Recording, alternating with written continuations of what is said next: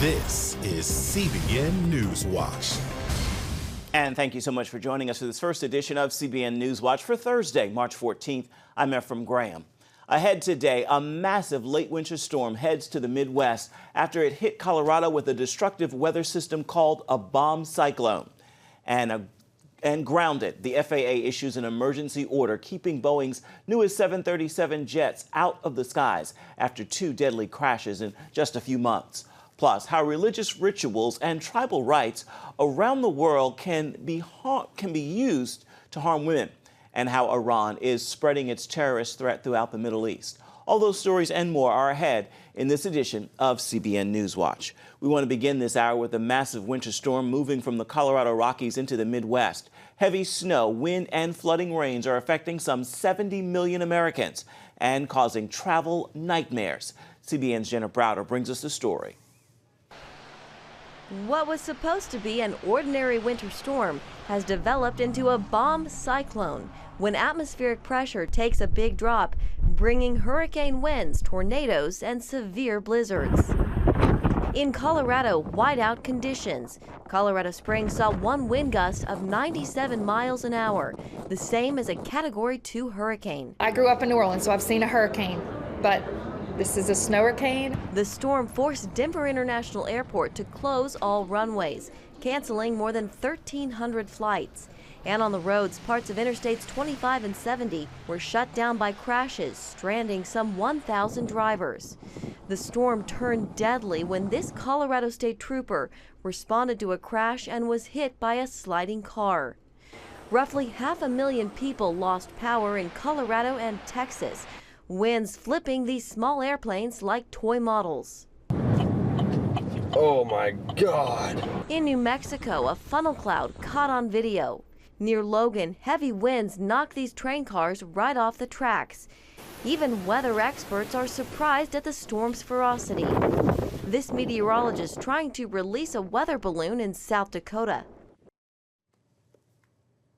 That was Jenna Browder reporting, and with us now to talk more about this powerful storm, Weather Bell meteorologist Joe Bastardi. So, Joe, welcome back to CBN NewsWatch. Where did this come from, and was it a surprise? No, it was not a surprise at all. I'm sorry, I don't mean to contradict the reporter, but this has been on the models for 5-6 days. As a matter of fact, in the social media, all the weather geeks like me have been gawking at it, and it's 1973, March 14th, 1973. The same kind of massive storm developed in the plains. This one was maybe 2 millibars lower. It was 971 millibars, which is very, very low. And so in 1973, we were in an El Nino at this time, too. Coincidence. How about that? We're in El Nino. 1993. Anybody remember that storm along the eastern seaboard? Again, March 13th and 14th. This time of the year produces these monsters, folks, from time to time. Now, the positive spin on this, if you want to put it that way, is there was so much energy focused with the storm. If you look at the usual tornado outbreaks that occur with these big storms that go up into the plains, very minimal overall. There's only been 3 or 4 tornadoes reported here. The bad side of that is the winds are so strong, or were so strong around the center, that a lot of people were getting wind gusts over hurricane force, and there's no question about that. But you see these every once in a while. I try to put them in perspective and say, well, I got a storm back in 1973 on the same date that did the same thing, for instance. Joe, for many hearing for the first time bomb cyclones, how unusual are these? They're not. When we were in college, we were always looking for what we call bombogenesis on the eastern seaboard, and they don't always pan out. Early February 1976, record low pressure went up the eastern seaboard from Atlantic City all the way up to Burlington, and nothing happened on the western side of them. It's a term for rapid pressure faults. Most of the time, when you get what we call bombogenesis, we had one off the eastern seaboard January 5th last year. When you get those kind of things, they're usually monster storms with them. All they are is the atmosphere pulling the cold and warm together, and once they mix it out, they weaken. This storm will be weakening northeast. most of the time, Efren, storms that come out of the southern plains intensify going into the Great Lakes. This one's doing the opposite. So you can see its energy is being sort of used up completely here. By the way, we do, as the storm weakens today, it's weakening, the severe weather in the Ohio Valley may increase. Why? Because with the energy of the storm spreading out and weakening in one place, it means that the focus may go to another place. So you folks in the Ohio Valley, the Midwest, down in the Tennessee Valley, this could be a pretty big severe weather day. So what do you see happening next?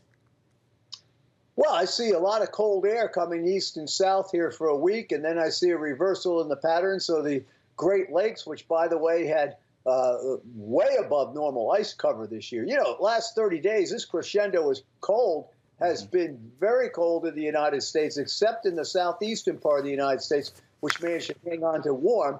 But we look for this pattern to push colder air eastward again, and the natural back and forth that takes place in March. I do look for, during week 2, once this cold goes by, you long-suffering folks around the Great Lakes, you could get a break day 8 through 12 where it's actually springtime for more than a day. They've earned it. Thank you so much, Joe. We appreciate your time. Oh, thank you for having me. Boeing 737 MAX 8 planes are grounded now in the United States. After much pressure, the Federal Aviation Administration grounded the planes Wednesday. It follows much of the world where the plane had already been banned following an Ethiopian Airlines crash Sunday that killed all 157 people on board. Another MAX 8 crashed with Indonesian Lion Air 4 months ago and that one killed 189. The FAA said the decision was made after enhanced satellite tracking data and new physical evidence on the ground actually linking the movements of the two planes leading to their crashes. Democrats are pushing a new version of the Equality Act on Capitol Hill. The federal bill would update the civil rights laws to include widespread protections for lesbian, gay, bisexual, and transgender or LGBTQ individuals. Conservatives are concerned the Equality Act forbids an employer or retailer from relying on their faith as a reason for withholding some services from LGBT people. That right was guaranteed in the Religious Freedom Restoration Act in 1993, so the Equality Act would essentially force businesses to violate their beliefs. The bill is likely to pass the Democratic House but will not get through the Republican-controlled Senate. Coming up, we're going to look at the problem faced by women from religious rituals in countries around the world. Now, here's a quick look at the top trending stories at CBNNews.com.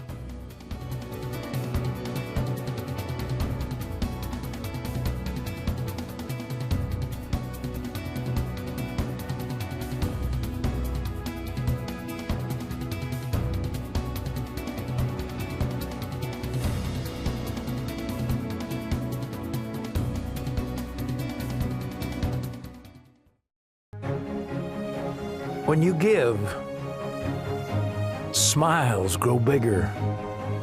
When you care, homes are happier. When you comfort, the hurt goes away.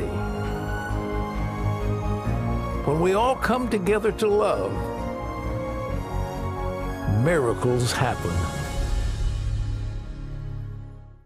Hello, I'm Terry Newsom.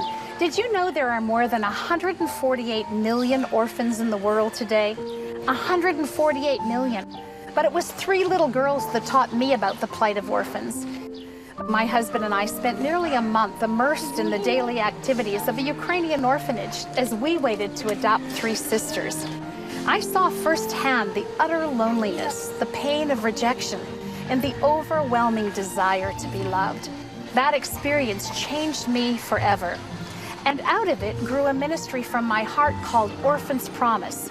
Today, we're helping orphans and vulnerable children in more than 50 countries worldwide.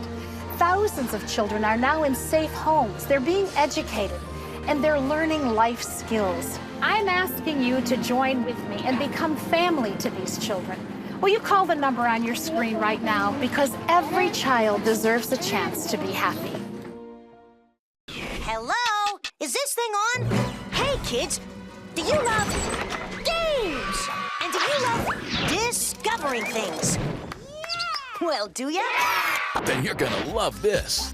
It's the new free Superbook Kids Bible app. You can play games, watch videos, find answers to your questions, and a whole lot more. The new Superbook Kids Bible app. Free downloads available on iTunes and Google Play now. March is International Women's History Month. It's a time to honor the achievements of women in America and around the world. This year, the plight of women in Muslim countries is gaining some attention on social media. One story from 2013 tells of a young Yemeni girl who was married to a 40-year-old man, only 8 years old. She died from internal hemorrhaging after she was forced to have sexual relations on her wedding night. Senior international correspondent Gary Lane has traveled the world. He joins us now with more on this. Yes. So the fact-checking site Snopes.com reports this story as unproven. What's the truth here? Well, what Snopes is reporting is that they talked to government officials there who investigated, and they say, no, we went and we talked to the family members and neighbors. Everyone's fine. The girl's alive. She wasn't married. But the journalist stands by his story.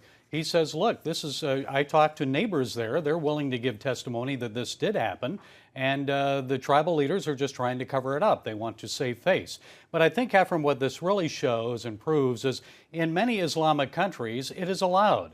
In two schools of jurisprudence, one in Shia Islam, another in Sunni Islam, girls are allowed to marry at the age of 9 when they're still children. And this does happen. Many times there are older men, much older men, that do this, and many of us would say that they are pedophiles. Now, you mentioned Muslim countries, but it's not just Muslim countries where things like this are happening, correct? Yes, it's happening also in India, and our George Thomas, about 8 years ago, traveled to India, and we have some footage of that. This is Hindu rituals, and these girls are going to a wedding, and the person who's being married, a boy that the family says was 18, but actually he looked more like 10, and then the little girl. She didn't want to be married. She was, they actually said she was of age, but she looked to be more of 8 or 9 years of age. So this also happens in Islamic, not only just Islamic countries, but also in tribal areas of Hindu countries, other places around the world.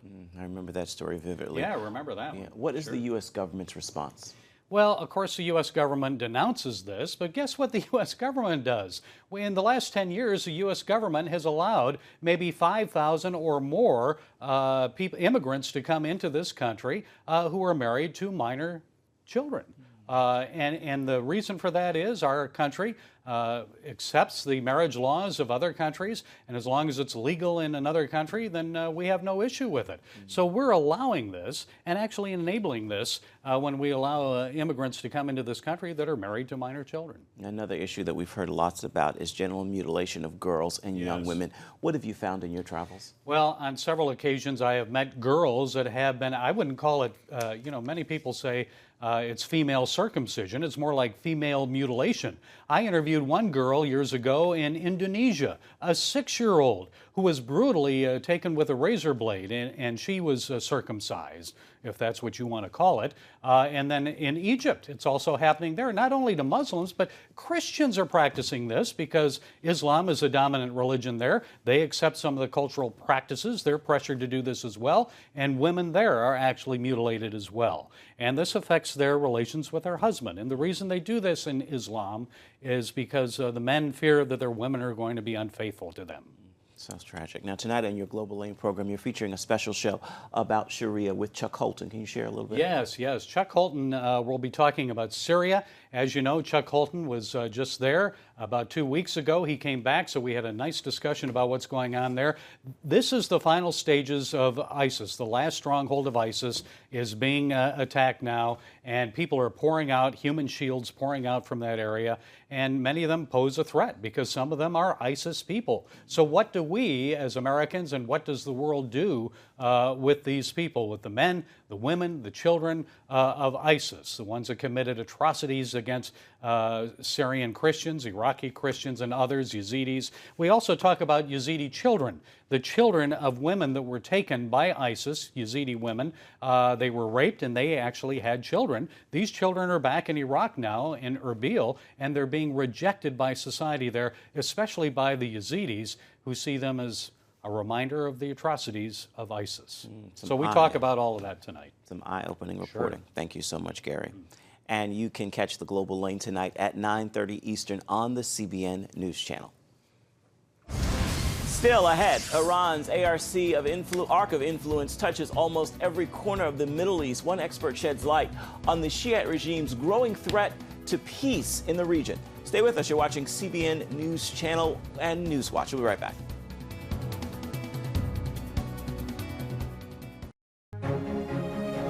When you give, smiles grow bigger. When you care, homes are happier. When you comfort, the hurt goes away. When we all come together to love, miracles happen. Hello, I'm Terry Newsom. Did you know there are more than 148 million orphans in the world today? 148 million. But it was 3 little girls that taught me about the plight of orphans. My husband and I spent nearly a month immersed in the daily activities of a Ukrainian orphanage as we waited to adopt 3 sisters. I saw firsthand the utter loneliness, the pain of rejection, and the overwhelming desire to be loved. That experience changed me forever. And out of it grew a ministry from my heart called Orphan's Promise. Today, we're helping orphans and vulnerable children in more than 50 countries worldwide. Thousands of children are now in safe homes. They're being educated, and they're learning life skills. I'm asking you to join with me and become family to these children. Will you call the number on your screen right now? Because every child deserves a chance to be happy. Hello? Is this thing on? Hey, kids, do you love games? And do you love discovering things? Well, do ya? Then you're gonna love this. It's the new free Superbook Kids Bible app. You can play games, watch videos, find answers to your questions, and a whole lot more. The new Superbook Kids Bible app. Free downloads available on iTunes and Google Play now. Get the top political news and analysis from Washington on Faith Nation, tonight at 6 Eastern, only on the CBN News Channel. Iran is one of the world's leading state sponsors of terrorism. In this week's edition of World Beat, George Thomas reveals how the Islamic regime's tentacles of terror are spreading across the Middle East.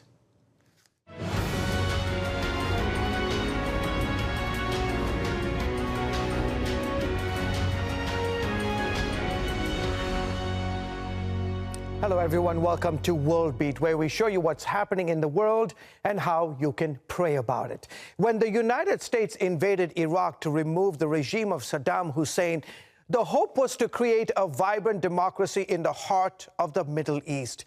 Iraq's neighbor to the east, Iran, had another ambition: to turn this predominantly Shiite nation into their client state. 16 years after the invasion, with nearly 5,000 American soldiers killed and billions of dollars spent, Iran is getting close to achieving its ambition. Iran's President Hassan Rouhani visited Iraq this week to boost trade between the two countries. Together, they are signing a number of agreements aimed at cementing the Iranian alliance with Iraq. Joining me to discuss Iran's growing military and religious ambitions is author and terrorism expert Eric Stakelbeck. He's also director of the Christians United for Israel Watchman Project. Eric, thanks for coming on the show. Iran's President Rouhani made his first visit to Iraq since his election 6 years ago. Why is this visit so important for Iraq?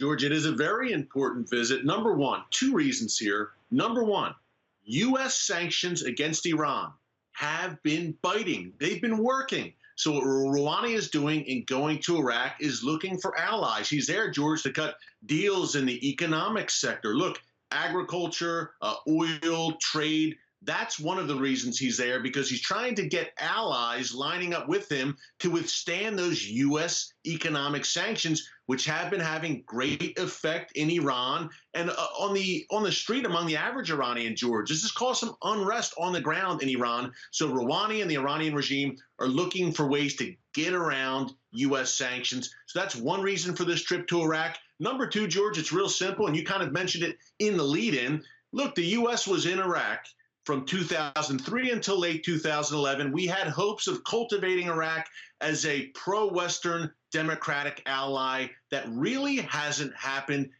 Again, Iraq with a Shia majority, Iran, a Shia superpower, obviously. So Iran is there basically telling the United States and telling the West that, yes, Iraq is our ally. It's Iran's allies. Not only that, George, it's really an Iranian satellite in many ways. In Baghdad, where laws are made and policy is made in Iraq, you can bet that the Iranian regime is exerting great influence. And that's another reason Rouhani was there this week to kind of solidify that relationship and that message to the United States. Now, can you describe how Iran uses militant proxies, political agents, and economic relationships to maintain this arc of influence that you have been speaking about? For example, its support for rebels in Yemen, its activities in Syria.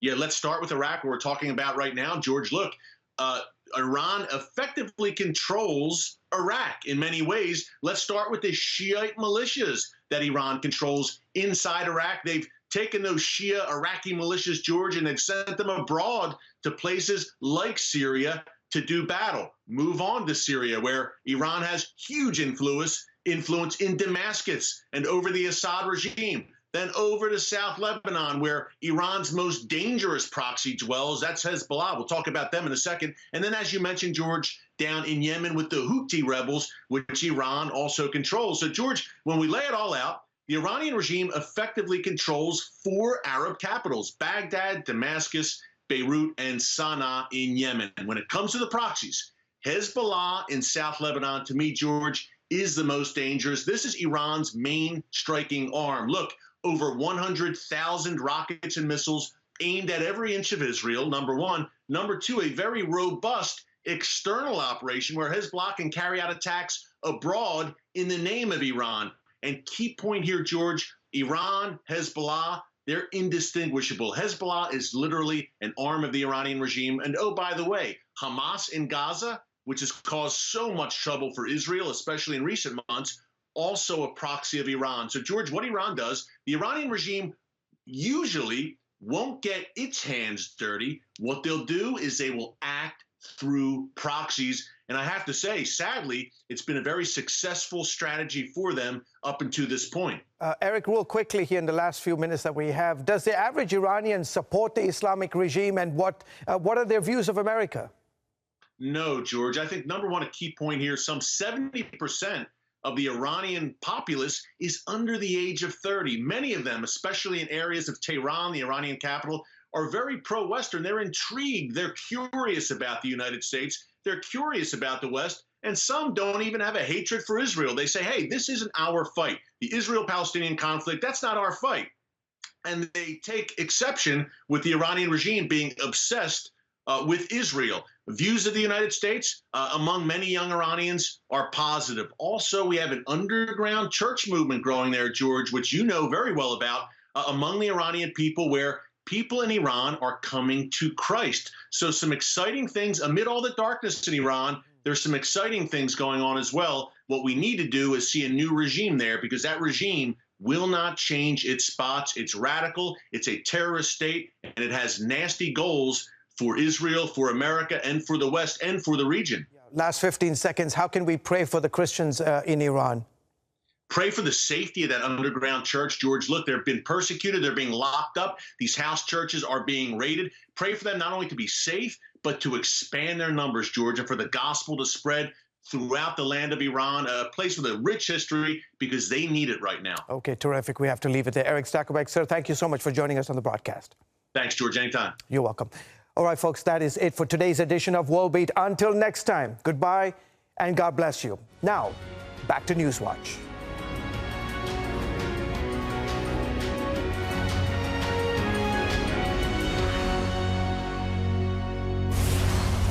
And coming up here on NewsWatch, how CBN is helping people recover from a major fire in an African village.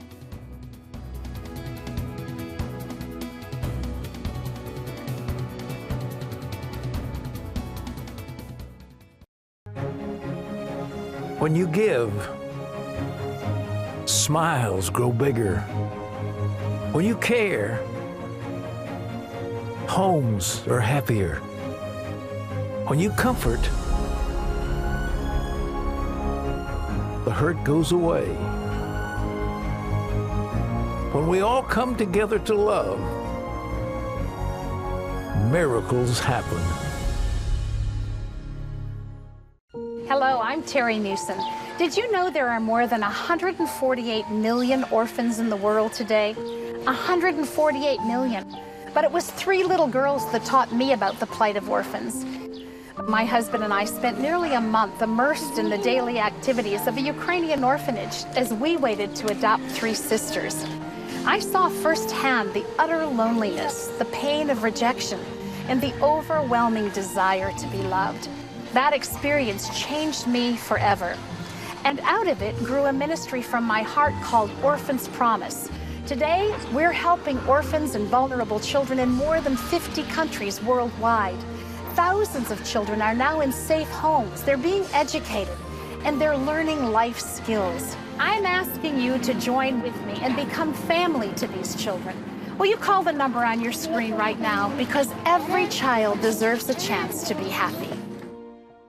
Hello? Is this thing on? Hey, kids, do you love games? And do you love discovering things? Well, do ya? Then you're gonna love this. It's the new free Superbook Kids Bible app. You can play games, watch videos, find answers to your questions, and a whole lot more. The new Superbook Kids Bible app. Free downloads available on iTunes and Google Play now. CBN is helping fire victims in an African village. The flames from a recent fire took everything from 9 families, including their homes, all of their personal belongings, and three horses. CBN partnered with a local missionary pastor to provide some relief, donating items like pans, foods, and soap. 3 horses were also donated to the village. The pastor delivered a gospel message, and Gizmo from Superbook also made a special appearance. You can find out more about what CBN is doing around the world by going to cbn.com/international. Time now for your Thursday Thankful, and I hope you will join me in this prayer of gratitude. Father, I thank you for the very air I breathe. It is a second-by-second reminder you are not finished with me. With that word and that prayer, I encourage you to make this a thankful Thursday. Well, that will do it for this first edition of CBN NewsWatch. Remember that you can always find more on the issues you care most about at cbnnews.com. You can also watch CBN News programs at any time throughout the day on the CBN News channel. We would love to know what you think about the stories you've seen here today. You can do that by emailing newswatch@cbn.com. And of course, you can always reach out and touch us on Facebook, on Twitter, as well as Instagram.